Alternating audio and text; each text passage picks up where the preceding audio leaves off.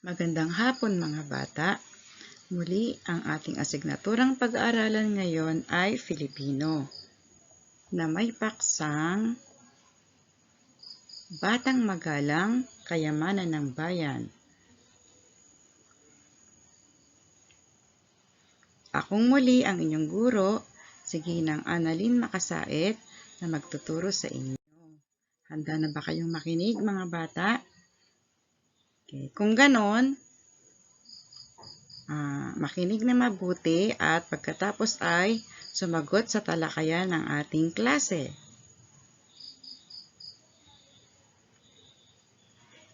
Okay. Ang magalang na pananalita ay ginagamit upang ipakita ang paggalang sa kausap.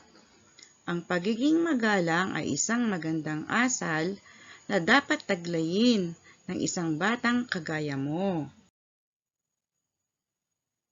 Okay, bilang panimula, subukin natin. Tingnan ninyo mga bata kung ano ang inyong makikita sa larawan. Okay. At pagkatapos, ibigay nyo sa akin o sabihin nyo sa akin kung ano ang gagawin nyo sa ganitong mga sitwasyon. Mga bata, ano nakikita nyo dyan sa larawan? Okay. Anong maaari nyong sabihin kapag kayo ay binigyan ng nakatanggap kayo ng regalo o nabigyan kayo ng regalo ng inyong ninong o ninang nung Pasko? Ang maaari nyong sagot ay, maraming salamat po.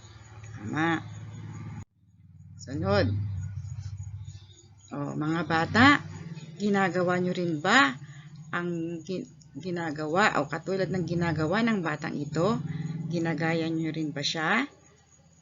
Okay, tama. Ano kaya ang sasabihin niya? Tama, mano po. Ang pagmamano sa matatanda ay nagpapakita ng pagiging magalang. Sunod.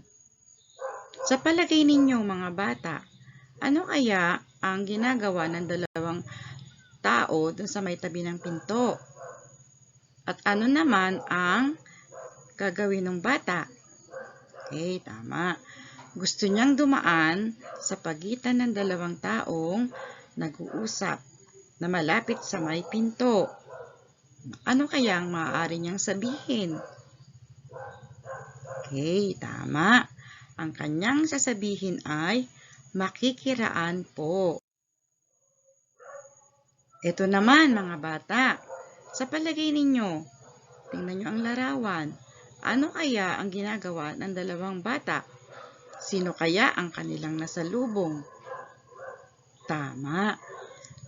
Nasalubong nila ang kanilang guro, kaya ano kaya ang magalang na pagbati na sasabihin ng dalawang batang ito? Okay, tama. Ang sasabihin nila ay, magandang umaga po. Okay. Basahin natin. May inihanda akong isang tula. Pakinggan ninyong mabuti mga bata. At pagkatapos ay sagutin ninyo ang aking mga ipakikitang tanong.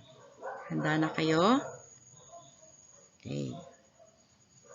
Ang pamagat ng tula ay Magalang na Pananalita. Ito ay nilikha ni R.B. Katapang. Siya ang sumulat ng tulang ito. Isang pagbati na may paggalang, kay sarap pakinggan sa batang magalang. Salitang po at opo na ating binibigkas, ang siyang lumalabas sa kanilang mga labi. Maraming salamat po, walang anuman.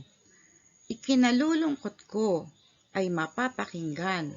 Tao po, tuloy po kayo, ay maaasahang mamumutawi sa labi ng batang magalang. Kaya't ating turuan ang mga kabataan na maging magalang sa pakikipagtalastasan, maging sa kapwa o magulang man. Ito ang katangiang tunay na kinalulugdan. Okay, naintindihan niyo ba mga bata ang tula? Okay, sagutin naman natin ang tanong. Unang katanungan, ano-anong magagalang na salita ang nabanggit sa tula? Tingnan ko nga kung naintindihan niyo ang tula natin. Sige nga, ibigay ang mga magagalang na salita na nabanggit sa tula. Okay, tama. Maraming salamat po. Walang anuman. Ikinalulungkot ko. Tao po. Tuloy po kayo. Ikalawang tanong. Ano-ano pang magagalang na salita ang alam ninyo na hindi nabanggit sa tula? Ano kaya ang mga magagalang na salitang iyon? Meron ba kayong alam, mga bata? Okay, tama. Ito ang mga hindi nabanggit sa tula na malimit din natin itong gamitin. Makikiraan po. Yan. Magandang umaga po. Magandang tanghali po. Magandang hapon po. Magandang gabi po. At ipagpaumanhin mo po. Okay, iyan ang mga magagalang na salita na hindi nabanggit sa tula. Pero ito ay madalas din nating gamitin sa iba't ibang sitwasyon. Ikatlong tanong. Ano ang tawag sa mga batang gumagamit ng ganitong mga salita? Katulad ninyo, kapag gumagamit kayo ng po at opo, nagmamano kayo sa matatanda, ano ang tawag sa inyo? Tama. Kayo ay tinatawag na mga batang magagalang. Ikaapat. Sa iyong palagay, bakit masarap pakinggan ang magagalang na salita? Masarap bang pakinggan ang magagalang na salita kapag sumasagot ang mga bata sa kanila, sa mga nakakatanda sa kanila? Okay, tama. Dahil ito'y magandang pakinggan at nagpapakita ng pagiging magalang. Okay, tandaan mga bata, ang magalang o ang magagalang na pananalita ay ginagamit upang ipakita ang paggalang sa kausap. Ang pagiging magalang ay isang magandang asal na dapat nataglay ng batang kagaya mo. Kaya inaasahan ko mga bata na kayo ay katulad o gagaya sa nasa larawan na ating sa mga napag-aralan natin ngayon. Okay. Maipakikita ang paggalang ayon sa tamang pagkakataon. Okay. Ito ang mga ginagamit nating mga pananalita o magagalang na pananalita. Letter A, pagbati. Okay. Halimbawa, kapag nakakasalubong tayo ng mga matatanda sa atin, ang pagbati sa umaga ay magandang umaga po. Sa hapon naman, magandang hapon po. Sa tanghali, magandang tanghali po. Sa hapon naman, magandang hapon po. At sa gabi, babati tayo ng magandang gabi po. Letter B, paghingi ng paumanhin o pagtanggap ng paumanhin. Paumanhin ay ang sorry. Diba kung minsan kayo ay nakakagawa ng hindi nyo sinasadya. Kaya hihingi tayo ng paumanhin. Ang halimbawa dito ay, paumanhin po ma'am. Hindi ko po agad na ibigay ang inyong lapis. Humihingi siya ng paumanhin o sorry sa kanyang guro kasi hindi niya naibalik ang lapis niya. Yun ang ibig sabihin ng paghingi ng paumanhin. Sunod, letter C. Paghingi ng pahintulot at pakiusap. Ito ang halimbawa. Gagamit tayo ng salitang pwede. Pwede ko po bang hiramin ang inyong aklat? Kaya gagamit din tayo ng po kapag ang kausap natin ay mas matanda sa atin. Letter D. Pagpapakilala. Ang halimbawa rito ay, ako po si Ethan, 7 taong gulang. Gagamit tayo ng salitang po. Okay, tingnan natin mga bata. Kung kaya nyo nang gawin ang mga sumusunod. Ngayong alam na ninyo ang mga magagalang na pananalita sa iba't ibang sitwasyon, tingnan natin kung kaya nyo nang sagutan ang mga sumusunod. Una. Okay, isulat kung ano ang sasabihin mo sa mga sumusunod na sitwasyon. Una. Nakasalubong mo ang iyong guro sa paaralan isang umaga. Ano kaya ang iyong sasabihin? Tama. Magandang umaga po, ma'am. Very good. Ikalawa. Nais mong humiram ng pantasa sa iyong kaklase. Ano kaya ang iyong sasabihin? Tama. Maaari ko bang himahiram ang iyong pantasa? Gagamit ka ng salitang maaari. Ikatlo, binilhan ka ng bagong damit ng iyong nanay. Ano kaya ang iyong sasabihin? Okay, tama. Maraming salamat po, nanay. Kaapat, gabi na nang dumating ka sa bahay at nadatnan mo sa sala na nanonood ng TV ang iyong tatay. Ano kaya ang iyong sasabihin? Tama. Magandang gabi po, tatay. Okay.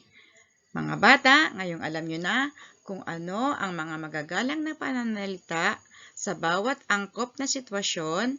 Ito naman ngayon ang inyong mga gagawin sa ating module. Okay, meron tayong gawain sa pagkatuto bilang isa. Ito ang panuto. Para sa mga magulang, kapatid o taga-alaga, gabayan ang mag-aaral sa pakikipag-usap sa telepono.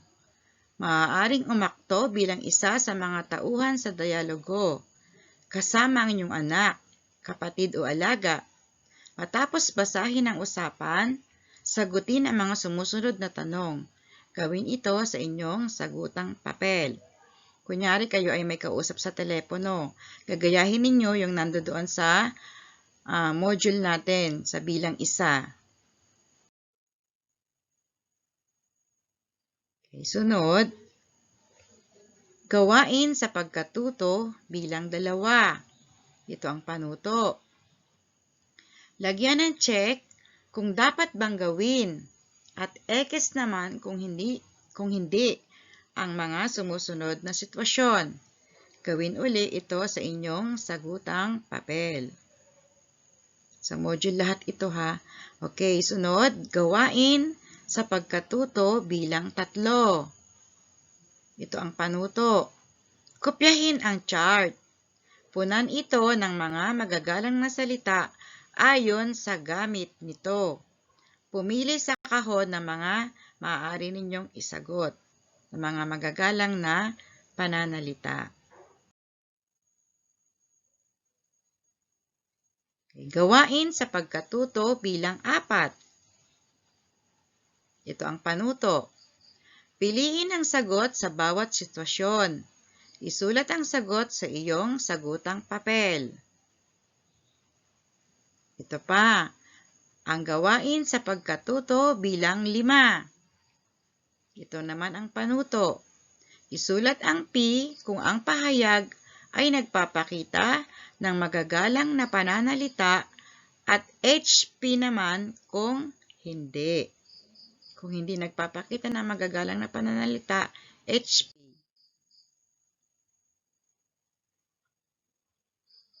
Okay, ito naman ang Ang gawain sa pagkatuto bilang 6. Panuto.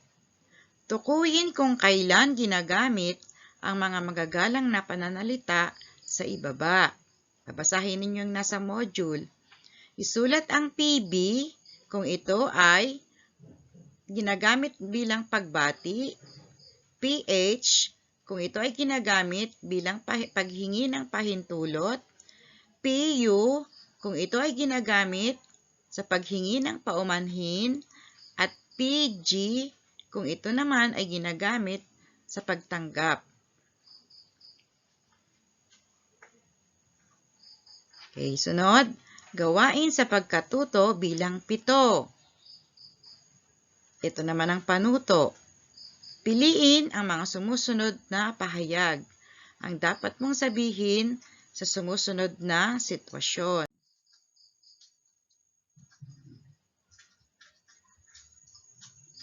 Okay, sunod. Gawain sa pagkatuto bilang 8. Ito ang panuto. Ibigay ang tamang pahayag na nararapat mong isagot sa mga sumusunod na sitwasyon. At ang panghuli, gawain sa pagkatuto bilang 9. Narito ang panuto. Ngayong alam mo na ang paggamit ng magagalang na salita, gumawa ka ng isang comic strip na nagpapakita ng paggamit ng magagalang na pananalita. Okay, hanggang dyan na lang mga bata, at sana mag-enjoy kayo sa pagsagot ng ating module. Maraming salamat!